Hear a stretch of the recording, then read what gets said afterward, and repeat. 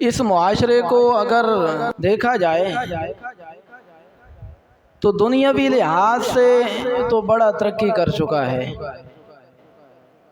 ایسی ایسی چیزیں، ایسے ایسے اسباب، ایسی ایسی سہولیات تیار کر لی ہیں جو آج سے چند سال پہلے کسی کی سوچ میں بھی نہیں آ سکتا تھا۔ ایسی ایسی گاڑیاں ایجاد کر لی ہیں کہ مہینوں کا، سالوں کا سفر آج چند منٹوں میں طے پا رہا ہے۔ ایسے ایسے آلات ایجاد کر لیے ہیں کہ پہلے اگر خبر ایک ہفتے میں پہنچتی تھی تو آج 1 سیکنڈ میں خبر پہنچ رہی ہے دوسری جگہ پہ۔ کچے مکانوں کے بجائے مضبوط بڑے بڑی بلند عمارتیں آ چکی ہیں۔ الغرض دنیاوی لحاظ سے اگر ہم اپنے معاشرے کے اوپر غور کریں، اپنے معاشرے کو دیکھیں تو بڑا ترقی کر چکا ہے، اسباب کے لحاظ سے، سہولیات کے لحاظ سے۔ لیکن اگر اسی معاشرے کو دیکھا جائے، کیا اس ترقی نے، ان اسباب نے، ان سہولتوں نے ہماری مشکلات میں کوئی کمی کی ہے؟ ان کی وجہ سے کیا ہماری پریشانیاں کم ہوئی ہیں؟ ان دنیا کی سہولیات کی وجہ سے کیا ہمارے دل کی بے چینی ختم ہو گئی ہے؟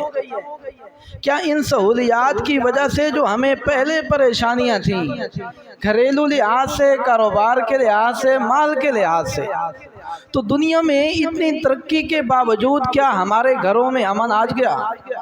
کیا ہمارے گھروں میں سکون آ گیا؟ کیا ہمارے دلوں سے بے چینی ختم ہو گئی؟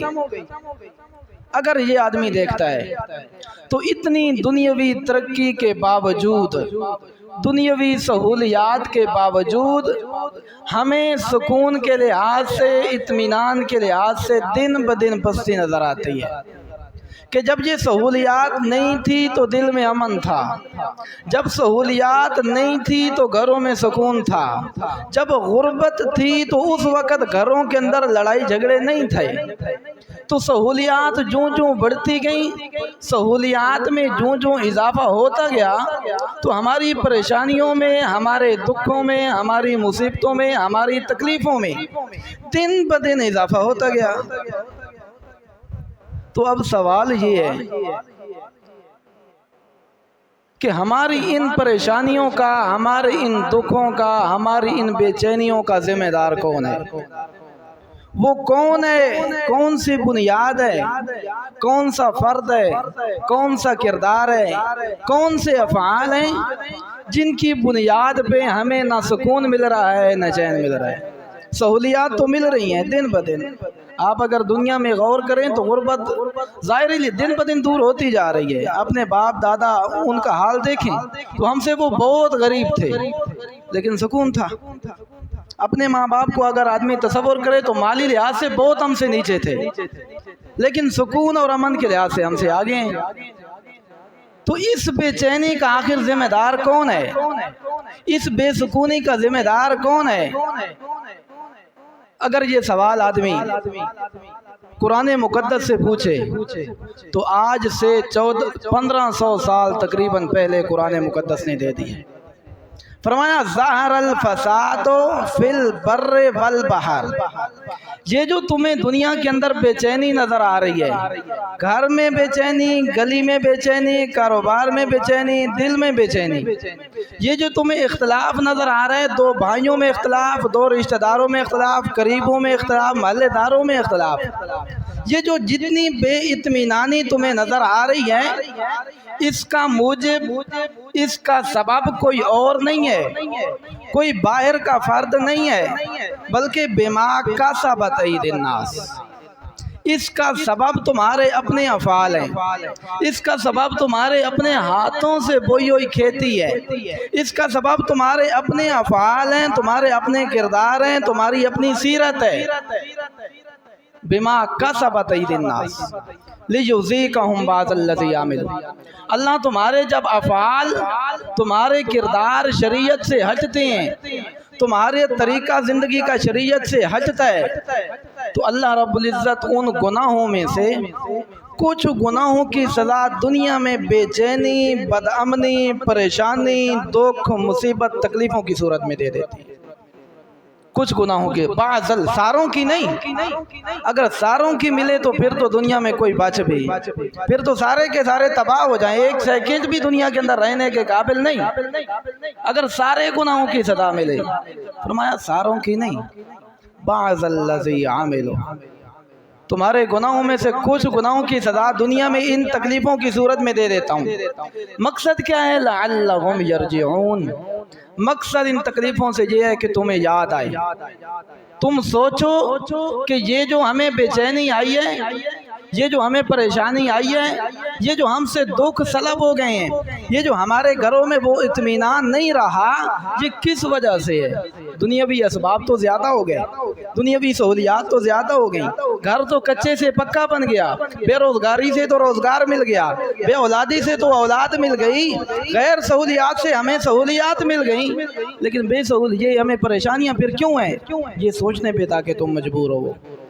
لعلہم یرجعون، یہ سوچ کے پھر میرے دروازے پہ ہو، پھر تمہیں سمجھ لگے کہ اس وجہ سے یہ ہماری بے چینی ہے، اس وجہ سے ہمارے یہ دکھ ہیں، پھر تم میرے دروازے پہ ہو، میری طرف لوٹ کے ہو۔ اب وہ کون سے اسباب ہیں، وہ کون سے افعال ہیں جس کی وجہ سے ہمارا پورا معاشرہ ان دکھوں کی لپیٹ میں ہے؟ ہمارا پورا معاشرہ بگاڑ کا شکار ہے، پورا معاشرہ ہمارا تباہ و برباد ہو چکا ہے، ہمیں اپنی اولادوں کے مستقبل پستی میں نظر آتے ہیں۔ تو وہ کون سے افعال ہیں جن کی بنیاد پہ یہ تباہی ہے؟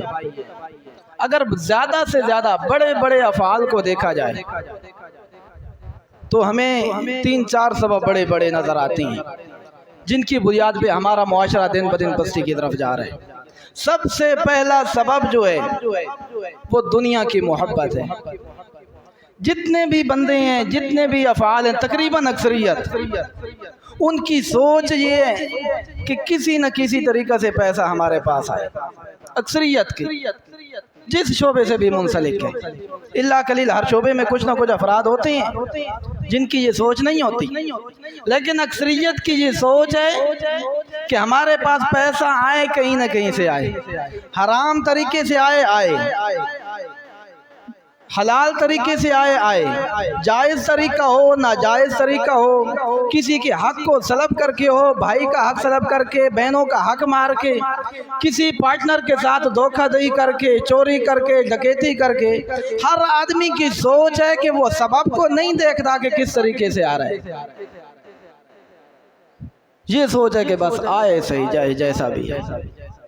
پھر اس میں حرام بھی ہے، اکثر حرام طریقے ہیں، اور جب حرام طریقے سے انسان کے پیٹ کے اندر لقمہ جاتا ہے، حرام کا پیسہ کاروبار میں ملتا ہے، حرام کا پیسہ اپنے غذا کے اندر ملتا ہے، تو پھر جسم کے ایک ایک جز کے اندر وہ سرایت کر جاتا ہے، جسم کے ایک ایک فعل میں وہ سرایت کر جاتا ہے حرام کا پیسہ۔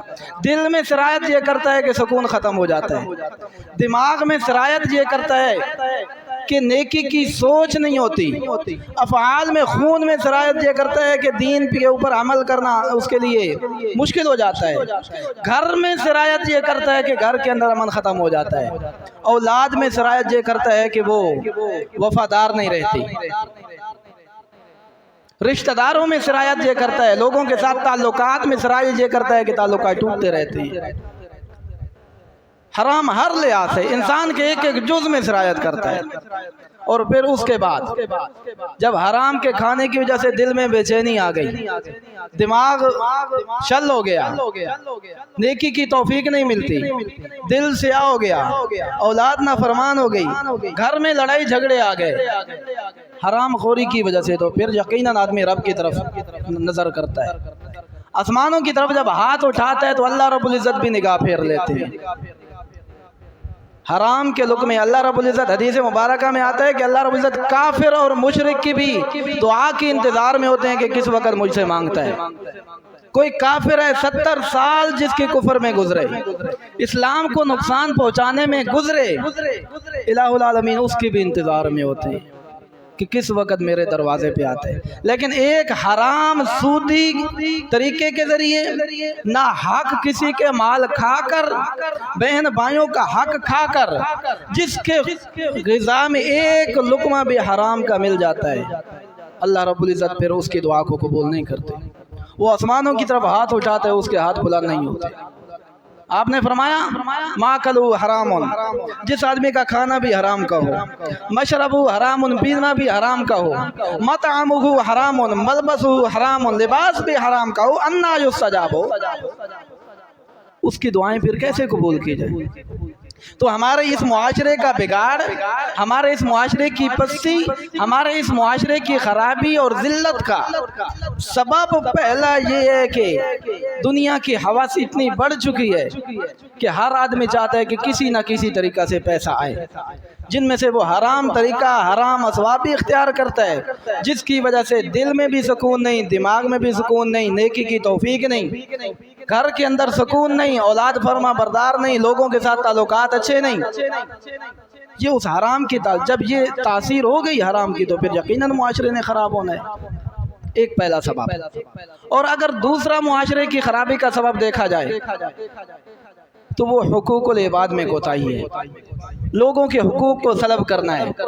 آج کل لوگ یہ یعنی کہ نماز پڑھنا دین سمجھتے ہیں، روزہ رکھنا دین سمجھتے ہیں، صدقہ کرنا دین سمجھتے ہیں، حج کرنا دین سمجھتے ہیں، تہجد پڑھنا، نوافل پڑھنا دین سمجھتے ہیں، لیکن کسی کے حقوق ادا کرنا اس کو دین نہیں سمجھتے، پڑوسی کے حقوق کو دین نہیں سمجھتے، ماں باپ کے حقوق کو دین نہیں سمجھتے، رشتہ داروں کے حقوق ادا کرنے کو دین نہیں سمجھتے۔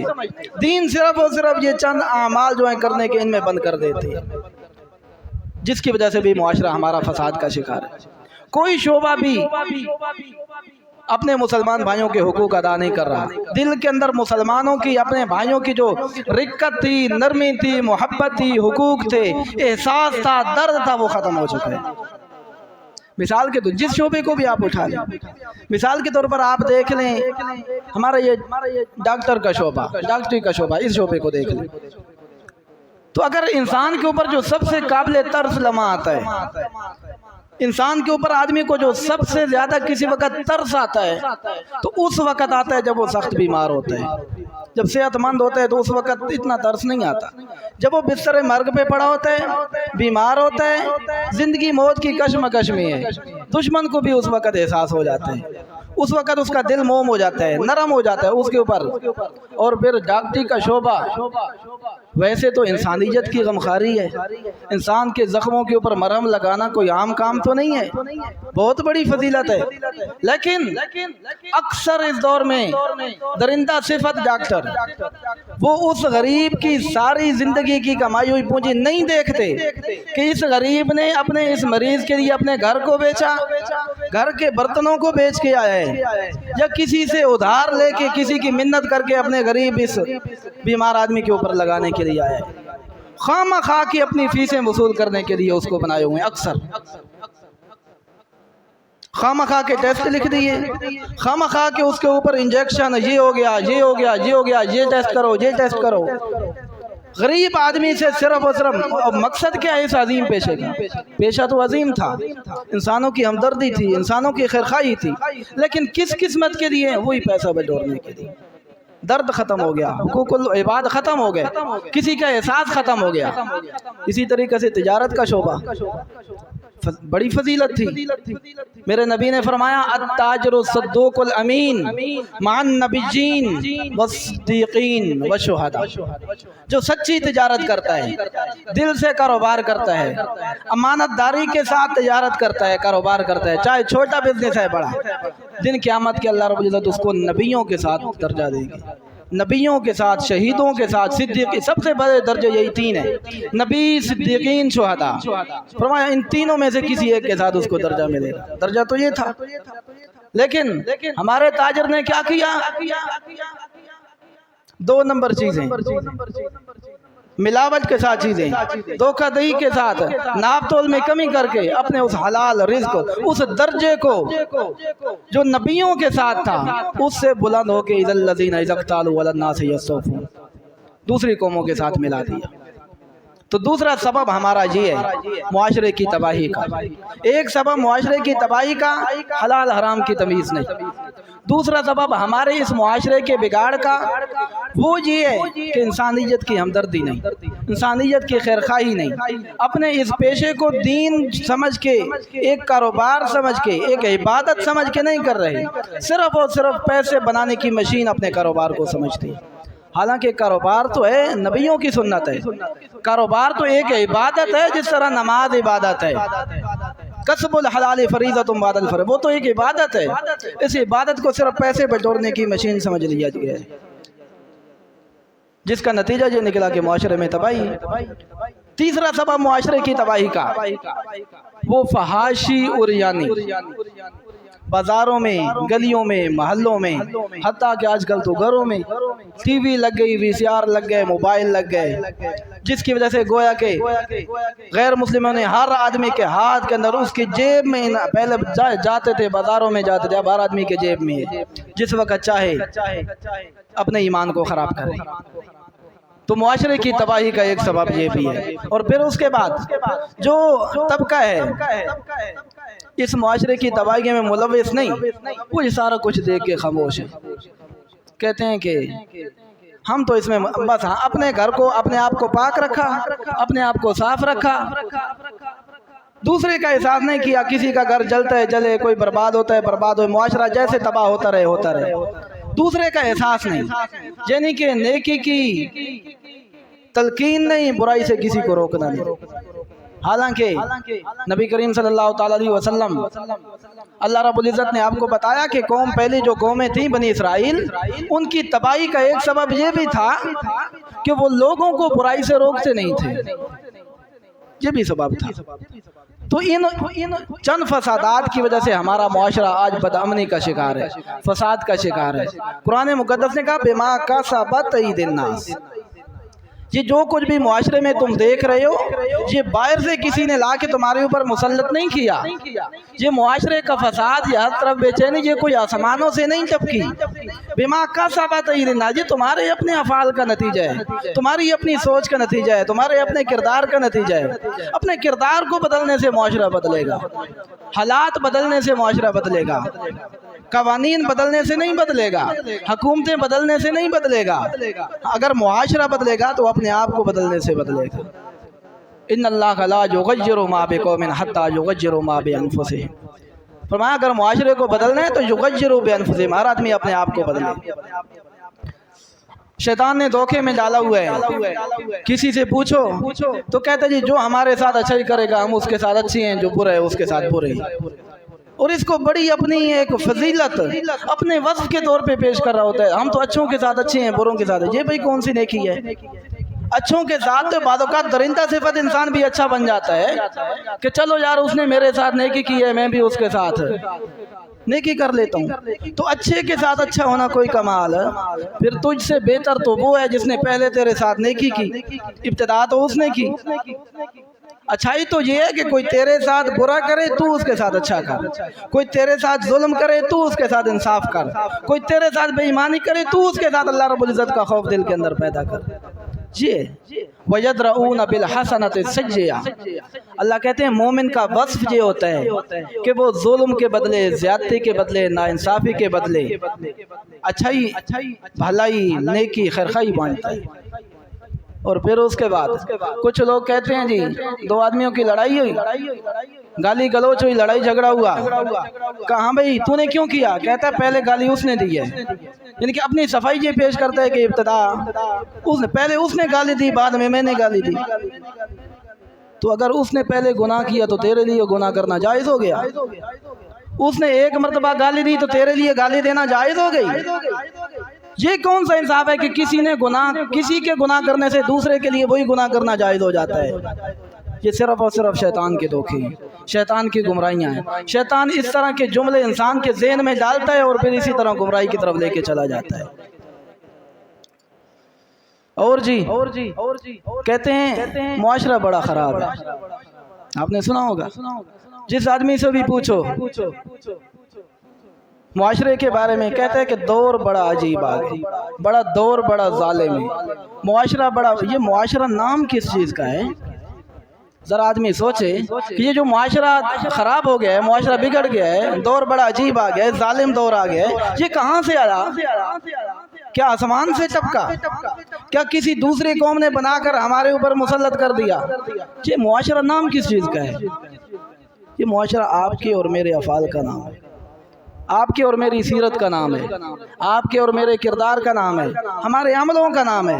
ہم جو عمل کرتے ہیں معاشرہ بن رہا ہے، کوئی نیکی کر رہا ہے معاشرہ بن رہا ہے، نیکی پھیل رہی ہے معاشرہ بن رہا ہے، کوئی آدمی موبائل پہ اگر فحاشی عریانی دیکھ رہا ہے معاشرہ بنا رہا ہے، گھر کے اندر اگر ٹی وی وی سی آر دیکھ رہا ہے معاشرہ بن رہا ہے، گالی گلوچ زبان سے نکال رہا ہے معاشرہ بن رہا ہے، اگر دکان پہ ناپ تول میں کمی کر رہا ہے معاشرہ بن رہا ہے، اور اگر کسی کے ساتھ ظلم زیادتی کر رہا ہے معاشرہ بن رہا ہے، ناپ تول میں کمی کر رہا ہے معاشرہ بن رہا ہے۔ یہ سارا کا سارا معاشرہ ہم خود بنا رہے ہیں۔ معاشرہ ہماری سوچ کا نام ہے، ہم جو سوچتے ہیں معاشرہ ہے، جو زبان سے لفظ نکالتے ہیں معاشرہ ہے، جو ہمارے ہاتھ کرتے ہیں معاشرہ ہے، ہمارے پاؤں جس طرف چل کے جاتے ہیں معاشرہ ہے، لوگوں کے ساتھ جو رویہ اختیار کرتے ہیں معاشرہ ہے۔ تو اس کا مطلب ہے جب معاشرہ ہمارے کردار کا نام ہے تو پھر ہم معاشرے کو گلہ نہیں دے سکتے، اپنے آپ کو برا کریں، اپنے افعال کو، اپنی سیرت کے اوپر غور کریں، اپنے کردار کے اوپر غور کریں، اس کے بدلنے سے معاشرہ خود بخود بدل جائے گا۔ یعنی کہ دوسرے کے اوپر اعتراض سے پہلے ہر آدمی اپنے آپ کو ٹھیک کرے، خود بخود معاشرہ ٹھیک ہو جائے گا۔ اس کی بہترین سی مثال دی ہے کسی نے کہ ایک استاد نے، باپ نے اپنے بچے کو ایک پیپر دیا جس کے اوپر پوری دنیا کا نقشہ تھا، پوری دنیا کے، امریکہ، ایران، یونان، لبنان، افغانستان، پاکستان، سارے دنیا کے ملک تھے۔ اس نے اس کو پھاڑ دیا، ٹکڑے ٹکڑے کر دیا، اپنے بیٹے کو دیا کہ اب ایسے کر، اس سارے کے سارے پیپر کو سیدھا، اس دنیا کے نقشے کو صحیح کر۔ حیران ہو گیا کہ یہ پوری دنیا کا نقشہ میں کیسے صحیح کروں؟ مجھے کیا پتا امریکہ کہاں ہے، مجھے کیا پتا پاکستان کہاں ہے، مجھے کیا پتا کراچی کو کہاں پہ لگانا ہے، ایران کو کہاں پہ لگانا ہے، افغانستان کو کہاں پہ لگانا ہے، اسلام آباد کو کہاں پہ لگانا ہے، مجھے تو پوری دنیا کے نقشے کا پتا، تو میں کس شہر کو کہاں پہ لگاؤں، کس ملک کو کہاں پہ لگاؤں، کس ڈویژن کو کہاں پہ لگاؤں؟ تو باپ نے کہا ایسے کر، اسی تصویر کی دنیا کے نقشے کے دوسری طرف تیری اپنی تصویر ہے، اس دنیا کے نقشے کو پھاڑنے سے، خراب کرنے سے، توڑنے سے تیری تصویر بھی کیا ہو گئی؟ بدل گئی۔ اب تو کر دوسری طرف کو، دنیا کے نقشے کو نہ بدل، اس کو نہ بنا، دوسری طرف جو تیری اپنی تصویر ہے، اپنی تصویر کو تو جانتا ہے نا، تجھے پتا ہے کہ آنکھ کہاں پہ لگانی ہے، تجھے پتا ہے کہ میں نے کان کہاں پہ لگانے ہیں، تجھے پتا ہے کہ میں نے اپنے ہونٹ کہاں پہ لگانے ہیں، تجھے پتا ہے کہ میں نے اپنے ہاتھ کہاں پہ لگانے ہیں، پاؤں کہاں پہ لگانے ہیں، پیٹ کہاں پہ لگانا ہے۔ تو اپنے وجود کی تصویر کو سیدھا کر۔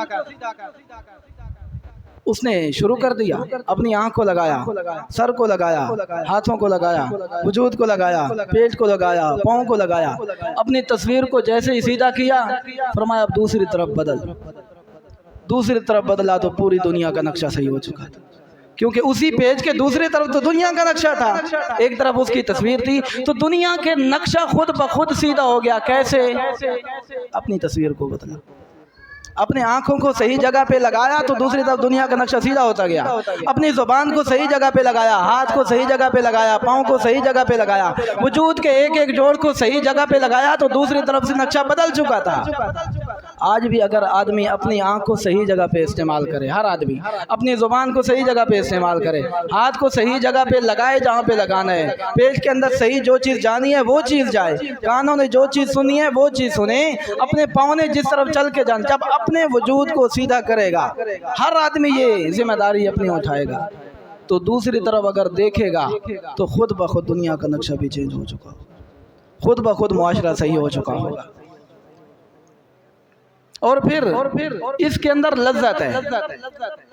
اگر ہر آدمی اگر یہ سوچے گا کہ میں پوری دنیا کو کیسے بدلوں، بھائی تو اپنے آپ کو بدل، اپنے گھر کو بدل، اپنی سیرت کو بدل، اپنے کاروبار کے اندر بہتری۔ جب آدمی، ہر بندہ اپنے آپ کو تو بدل سکتا ہے، دوسروں کو چھوڑ دے، خود بخود معاشرہ صحیح ہو جائے گا۔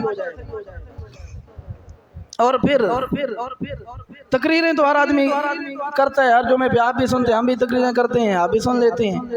ساری زندگی آپ کی بھی گزر گئی تقریریں کرتے کرتے، ہمیں بھی پہلی زندگی تقریریں کرتے کرتے گزری، سنتے گزری، اب تقریریں کر رہے ہیں۔ اگر آدمی تقریریں کرنے والا کر دے، سننے والا سن دے، بعد کے اندر دونوں ایک جیسے، تو اس کا تو کوئی فائدہ نہیں۔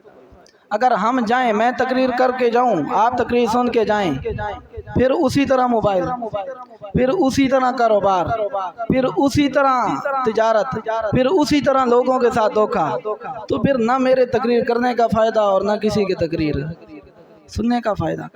کیونکہ اصل تقریر کرنے، بات کرنے کا مقصد تو اس کے اوپر کیا ہوتا ہے؟ عمل کرنا، اسے کچھ نہ کچھ فائدہ ہو۔ سنتے ہوئے تو ہماری بھی زندگی گزر گئی، آپ کی بھی زندگی گزر گئی، یہ معاشرہ سیدھا ہوگا اس کو۔ اور آدمی صرف ایک ہفتہ اپنے آپ کو بدل کے دیکھے، بس یہ ساری زندگی کو چھوڑے، اور پھر اس کے اندر لطف دیکھے۔ یعنی کہ آج آپ بھی، میں بھی، آدمی اپنے آپ سے وعدہ کرے کہ ایک ہفتہ یا ایک مہینہ میں اپنے آپ کو بالکل صحیح طریقے پہ چلاؤں گا۔ اپنی اگر کاروبار ہے تو اس کے اندر ایک ہفتہ میں یہ آزماؤں گا کہ کیسے چلتا ہے۔ اگر دین کی شریعت کے مطابق ڈنڈی نہیں ماروں گا، 2 نمبر چیز نہیں بیچوں گا، کسی کے ساتھ ناانصافی نہیں کروں گا۔ یہ سوچ لے ہمارا تاجر، ہمارا ڈاکٹر یہ سوچ لے کہ میں خواہ کسی غریب کے اوپر ظلم نہیں کروں گا، خواہ کے کسی کو ٹیسٹ نہیں لکھ کے دوں گا، خواہ کسی سے پیسے بٹورنے کی کوشش نہیں کروں گا۔ اور پھر اس کے بعد نوجوان سوچ لے کہ میں اپنے موبائل کو صحیح استعمال کروں گا، کسی کے ساتھ ظلم نہیں کروں گا۔ جس آدمی کی جتنی استعداد ہے، اپنی استطاعت کے مطابق صرف ایک ہفتہ سوچے تو ایک ہفتے بعد بھی اپنا نتیجہ اس کو نظر آئے گا، اس کو نتیجہ نظر آئے گا، اپنے کردار میں بہتری نظر آئے گی، اپنے سوچ میں بہتری نظر آئے گی، اپنے دل کے اندر سکون نظر آئے گا، گھر کے اندر سے لڑائی جھگڑے ختم ہوتے ہوئے نظر آئیں گے، زندگی میں ایک عجیب سی کیفیت محسوس ہو، بشرطے کہ آدمی صرف اس کے اوپر چلنے کی ایک مرتبہ سوچ لے کہ میں نے یہ کام کرنا ہے۔ باقی وگرنہ شیطان کے دھوکے ہیں، آدمی اس طرح چلتا رہے گا تو وقت گزرتا رہے گا۔ وقت کئیوں نے گزار لیا، ہم بھی وقت گزار جائیں گے، آپ کا وقت بھی گزر جائے گا، سنتے سناتے وقت گزر جائے گا۔ لیکن آدمی جو بات بھی سنے کوشش کرے اس کے اوپر عمل کرنے کی، کہ میں اس کے اوپر ایک چلو یار ٹرائی تو کر لیں، سرچ تو کر لیں، ایک مرتبہ دیکھ تو لیں کہ ہوتا کیا ہے۔ دین کی باتیں زندگی گزر گئی سنتے ہوئے، لیکن ایک مرتبہ عمل کی نیت سے آدمی سن لے کہ چلو ایک ہفتہ ٹرائی تو کر دیں، ہوتا کیا ہے۔ 50 سال بھی تو گزر گئے، 40 سال بھی تو گزر گئے، 30 سال بھی تو گزر گئے، 25 سال گزر گئے، چلو ایک مرتبہ ایک مہینہ ان کی باتوں کے اوپر، یہ جو جمعے کے اوپر ہر ہفتے ہمیں کہتے ہیں لوگوں کو یہ کام کرو، یہ کرو، چلو دیکھتے تو ہیں آج ان کی بات کے اوپر بھی عمل، اس نیت سے ہی عمل کر لو، انشاءاللہ میں بھی کوشش کروں گا عمل کرنے کی۔ تو آدمی اگر ایک ہفتہ یہ سوچے کہ میں اپنے گھر کے اندر بچوں کے اوپر کنٹرول کروں گا، ایک نماز کے اوپر کنٹرول کروں گا، نماز کے اوپر کمپرومائز نہیں ہوگی، اور گالی گلوچ سے بچوں کے اوپر پرہیز ہوگی۔ اگر بچے موبائل استعمال کریں گے تو ان کے اوپر تحقیق ہوگی، نظر ہوگی کہ کیا چیز استعمال کرتے ہیں، کیا چیز دیکھتے ہیں، کیسے دیکھتے ہیں، یہ سوچے۔ باپ کی یہی ذمہ داری ہے، تاجر ہے تو اس کی اور ذمہ داری ہے، ڈاکٹر ہے تو اس کی اور ذمہ داری ہے، مزدور ہے تو اس کی اور ذمہ داری ہے، اگر کسی رعیت کا حاکم ہے تو اس کی اور ذمہ داری ہے، اس نے اپنی رعایا کے حقوق کو ادا کرنا ہے، ان کے ساتھ ظلم نہیں کرنا۔ ہر آدمی اگر یہ اپنے حقوق کو پورا کرنے کی کوشش کرے گا، اپنے آپ کو بدلنے کی کوشش کرے گا، تو یقیناً خود بخود کچھ دنوں کے اندر ہی معاشرہ بدل جائے گا۔ لا یغیروا ما بانفسہم، آدمی اپنی سوچ کو بدلے گا تو خود بخود معاشرہ بدلتا رہے گا۔ اللہ رب العزت ہمارے دلوں میں سکون عطا فرمائے، ہمارے گھروں میں امن عطا فرمائے، اور ہمارے معاشرے کو ایک بہترین معاشرہ بنائے۔